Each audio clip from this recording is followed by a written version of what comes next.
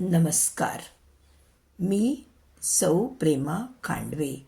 वसंत ऋतू स्पर्धा विशेष भव्य कथा अभिवाचन स्पर्धा 2026 अंतर्गत माझ्या स्वलिखित विनोदी कथेचे अभिवाचन करीत आहे. कथा शीर्षक झुई झुई जन जनान. लेखक व अभिवाचक प्रेमा खांडवे. ऐका तर मग. झुई झुई जन जनान. आज शिरप्या अजून काही घरला आला नव्हता. गंगीनं अंधारात डोळे फाडू फाडू दूरवर नजर लावली. काही मागमूस लागत नव्हता. बेवडा दारू ढोसून कुठं पडला असेल देवच जाणं. अजून तरी उलटला नाही. आता कायच करू म्या. रागाने पुटपुटत समोरचं दार लोटलं. बाजीपाशी जमिनीवर सातरी हातरली आणि खांबाले टेकून वाटाकडं डोळं लावून बसली. बसल्या बसल्याच पेंग आली. तिथंच गलंडली. मध्यरात्री दाराचा खडखड आवाज. तवा उठून डोळे चोळत पाहिलं तर शिरप्या झोकांड्या खात कसा बसा बाजीपाशी येऊन पोचला. धाडकन बाजीवर अंग टाकलं. तोंडानं कायसं पुटपुटत गपगार झाला. बेवडा आज लयच ढसून आला आहे. सकाळी पायतोच आले असं म्हणून गंगी झोपी गेली. सकाळी उठल्या उठल्या गंगीनं शिरप्याकडे पाहिलं तर शिरप्या हातपाय पसरून मेल्यावानी झोपला होता.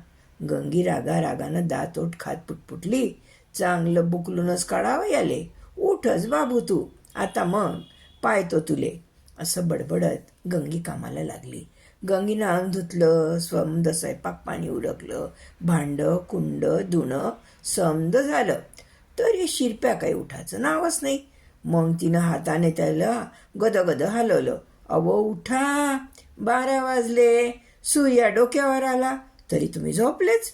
उठा आता बिगी बिगी. शिरप्या काही हालना डुलना. मग मात्र गंगीची तंतरलीच. तिनं शेजारच्या कुशाभाऊले हाकारा घातला. कुशाभाऊ, कुशाभाऊ, जरासं इकडं घरात येता का? का हो वहिनी, का झालं? अहो तुमचे भाऊ रात्री तर्रवून आलते. तवापासून जे झोपले ते आता हालत बी नाही आणि डुलत बी नाही. काय सांगतोस वहिनी? कुशाभाऊची बी मग चांगलीच दंदरली. त्यानं बी लय हाकारे घातले. अरे दादा उठ, अरे दादा उठ, सूर्य डोक्यावर आला, आता उठ की, उठ की. पण शिरप्या एक नाही दोन नाही, मूळ देवाने पसरलेला. ना हालना ना डुलना. पायता पायता समदा येटाळ जमा झाला. अक्षी रडारड सुरू झाली. शिरप्याची म्हातारी ओरडू ओरडू म्हणे, अरे काहून रडता रे? जिता हाय माया बाबू, काही झालं नाही त्याले. आजी वरडू नकोस, वैद्य बुवा आले आहेत, ते पाहून सांगतील. अरे हा कोणचा कुडबुड्या वैद्य आहे? आपला दादू वैद्य कुठे गेला? आजे तो गावाला गेला हाय. ह्यो त्याचा शिष्य आहे. नवीन वैद्य बुवा एवढी गर्दी पाहून जरा बावरलेच. त्यांची बी तशी थोडी तंतरलीच. मले पहिल्यांदा चान्स भेटला हाय निकाल द्यायचा. लय हुशारीनं निकाल द्या लागल. आपले गुरु काका करते ते समद वैद्य बुवा मनोमन आठवू लागले. मग शिरप्याले हिलाव डुलाव करून पाहिलं. पर थ्यो काही हालना आणि डुलना. आता का करावं बरं? हां आठवलं. गुरुजी सूत काढून नाकाले लावून पाहतेत. त्यानं झटक्यात बॅग उडली. सुताचं बंडल काढलं. थरथरत्या हातानं सूत शिरप्याच्या नाकामोरं धरलं. आपल्या थरथरत्या हाताले पाहून काही अंदाजच लागना. चाबाईन सूत हलून राहिलं का हात हलून राहिला काही अंदाज नाही येऊन राहिला. पुन्हा पुन्हा पाहिलं. शेवटी विचार पक्का केला. भीतीनं सूत हलून राहिलं, हातच हलून राहिला. सूत नाही, डोसक्यामध्ये एकदम क्लिअर. गेला, गच्चकला. मग मोठ्या आवाजात ठोकून दिलं, जिता नाय. समदे एक सुरात, काय जिता नाय? वैद्यबुवानं दुःखानं नकारार्थी मान हलवली. मग उंच स्वरात पुन्हा म्हटलं, जिता नाय. झालं. मग रडण्याचा एकच कल्लोळ उठला. म्हातारी मात्र म्हणतच होती, अरे काहून गळे काढता, महा लेकरू मेलं नाय, जित्त हाय. रडण्याच्या कल्लोळात म्हातारीचा आवाज दबून गेला. गंगीनं जोरानं गळा काढला, धनी, तुम्ही मले एकलीले काहून टाकून गेले. आता तुमच्या बिगर म्या कशी राहू. गंगीची लहान बहीण हलकेच तिच्या कानात फुसफुसली, अक्के कशाला एवढे गळे काढतेस, बरं झालं सुटलीस ना त्या बेवड्याच्या तावडीतून. रडता रडता थांबून गंगीनं बहिणीकडे मोठे मोठे डोळे करून दटावलं आणि पुन्हा जोरानं गळा काढला. लोक बी बसल्या बसल्या शिरप्याचे गुण गाऊ लागले. मनातल्या मनात शिरप्यानं किती उधारी बुडवली याचे हिशेब लावू लागले. उघडपणे मात्र, शिरपा भावा, असा कसा र तू न सांगताच गेलास, आता म्या कायच करू उधारीचं. समद्याचं रडणं ऐकून गंगीमध्येच रडता रडता थांबली आणि अचंब्यानं मनात म्हणाली, बाप्पा, माया घरवाला इथल्या लोकाले आवडत होता हे तर मला आजच समजलं. म्या बी लय प्रेम दाखवलं पाहिजे. असं विचार करून गंगीने पुन्हा मोठा सूर काढला, माया पिरमाचा धनी गेला व माय, असं म्हणत वरचा सूर लावला. गंगीचे शब्द ऐकून कुशाभाऊ रडता रडताच थांबला. गंगीकडे पाहू लागला. थोड्या वेळापूर्वी हेच वहिनी म्हणत होती, मुडदा रोज रोज दारू पिऊन येतो, बघतोच याले मी आता. वहिनीचं कपट ध्यानात येऊन कुशाभाऊनं मग वहिनीच्या तोडीस तोड सूर लावला. एवढ्यात गावचे पाटील आले आणि त्याला समजलं की इथं लयच नौटंकी सुरू आहे. तेव्हा त्यानं आपला जोरानं आवाज काढला, लय ऊन झाला आहे, मसन घाट लय दूर आहे, तेव्हा आता घाई करा, नाहीतर चालणं कठीण होईल, आटपा लवकर. पाटलाच्या आरडाओरडीनं पटापट तयारी झाली. तिरडी निघाली. गंगीनं शेवटचा गळा काढून शिरप्याने निरोप दिला. म्हातारी मात्र म्हणतच होती, माह पोरग जित हाय, काहून नेता बाप्पा त्याले. कुशाभाऊनं विस्तूचं मडकं हाती धरलं. तिरडी संघ चालू लागला. तिरडीसोबत चालणारी मंडळी बासक्या उन्हात पायताना वाजवीत चटचट चालत होती. वरून उन्हाचा रेटा, खालून जमिनीचा पेटता तवा पायाले चांगलंच शेकून काढीत होता. समदे भाजून निघालेले कसे बसे पाय ओढत चालले होते. मनातल्या मनात शिरप्याला मात्र कोसत होते, या शिरप्याले मराले आजचाच उन्हाचा दिस भेटला का? हिवाळ्यात ठंड्या ठंड्या दिसात गेला असता तर काही बिघडलं असतं का? बरं हा आधीच गचकला. पाटलाच्या मनात विचार चालू होता की शिरप्याले मराले आजचाच दिस भेटला का? उद्या बी गेला असता तरी काही बिघडलं असतं का? नाही, बरं हा आजच लंबा झाला. चा बहीण, मले आज तालुक्याला जायचं आहे पार्टीले.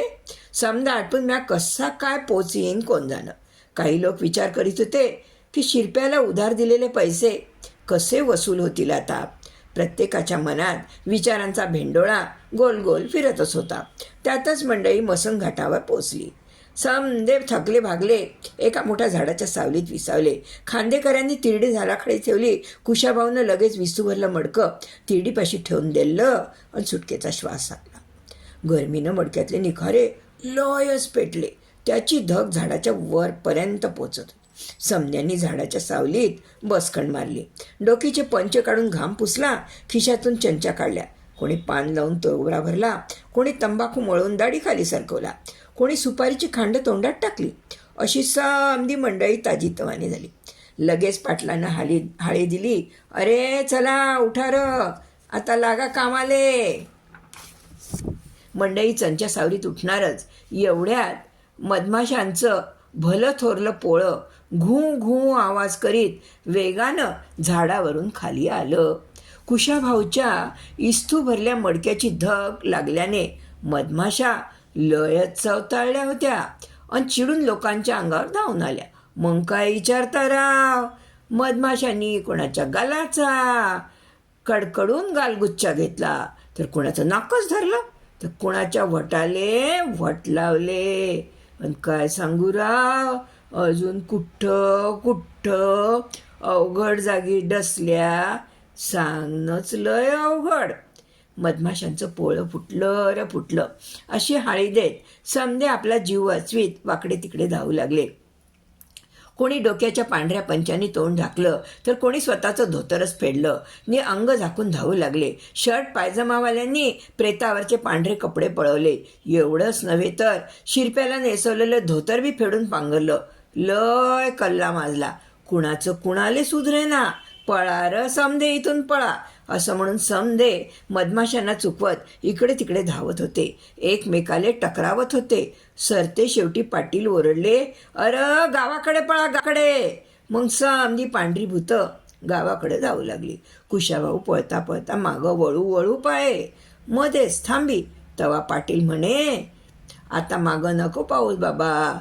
अहो दादा, माया शिरप्या दादा तिथं एकलाच राहिला ना. अरे आता तसा बी त्यो मेलाच आहे, निस्ता मुडदा. आता आपल्याला मधमाशापासून आपला जीव वाचविला पाहिजे. चल पळ लवकर. गावाजवळ आल्यावर ही पांढरी भूतांची टोळी पाहून रस्त्यात भेटणाऱ्या गावकऱ्यांची चांगली स्तंतरली. मसन घाटातून एवढी सारी भूतं काहून पळत आली देव जाणं. आणि मग गावकरी भूत करीत घराकडे पळू लागले. शेवटी समधी मंडळी पळू थकली आणि गावच्या पिंपळाच्या पारावर विसवली. सुटलो बुवा मधमाशाच्या तावडीतून, आता जरा दम खाऊ निवांत बसू असं म्हणत मंडळी विसावली.